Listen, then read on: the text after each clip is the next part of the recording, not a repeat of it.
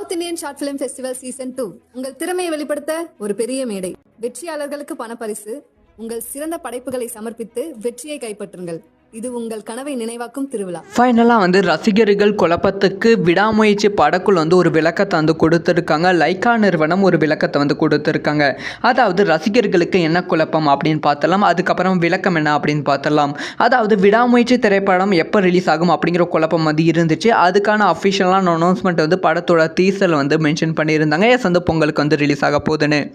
ஆனாலுமே ரசிகர்களுக்கு ஒரு குழப்பம் இருந்துச்சு. அதுக்கான காரணம் என்னன்னா, விடாமுயற்சி திரைப்படம் ரீமேக் ரைட்ஸ் இன்னும் வாங்கலை. அதனால் பிரேக் டவுன் திரைப்படத்தோட தயாரிப்பு நிறுவனம் விடாமுயற்சி திரைப்படத்துக்கு நோட்டீஸ் அனுப்பியிருக்காங்க. 150 கோடி பே பண்ணணும் அப்படின்னு சொல்லியிருக்காங்க. இதனால் விடாமுயற்சி மீண்டும் தள்ளி போய் விடுமா?